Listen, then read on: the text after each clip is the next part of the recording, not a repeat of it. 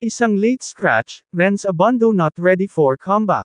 Inamin ni Renz Abondo na nararamdaman pa rin niya ang sakit mula sa isang pinsala sa likod, na piniling umupo habang ang kanyang Korean team na si Anyang ay nakakuha ng bronze sa East Asia Super League. Matapos itulak ang sakit sa East Asia Super League EASL Final 4, inamin ni Renz Abondo na hindi pa siya handang maglaro.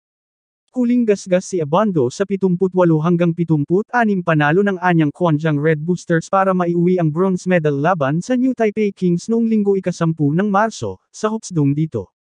Sinabi ng Filipino swingman na naabala pa rin siya sa pananakit ng likod mula sa spinal injury na natamo niya noong Disyembre, at idinagdag na hindi rin siya sigurado sa kanyang pagbabalik para sa natitirang bahagi ng Korean Basketball League KBL season. I think hindi ready ang katawan ko noong first game last Friday. Sinabi ko sa team na nahihirapan ako, nag-trigger ito ng pananakit ng likod ko, sabi ni Abondo sa mga mamamahayag pagkatapos ng laro. Sa susunod na lilipad si Renz Abondo pa uwi, hindi lang siya makakapagpahinga kundi pati na rin ang oras para pag-isipan kung ano ang susunod para sa kanyang bagong karera. Depende kung saan ang mas magandang opsyon, sinabi ni Abondo sa Manila-based na mga reporter sa Filipino pagkatapos na ihinto ang ikatlong pwesto ng kanyang Korean Basketball League KBL club na si Anyang Kuanjiang sa East Asia Super League dito noong linggo.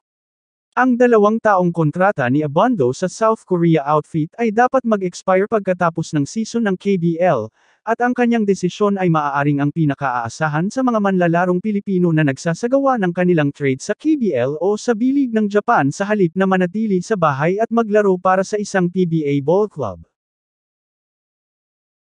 Huwag mo kalimutan mag-like and subscribe sa aking channel. Maraming salamat po.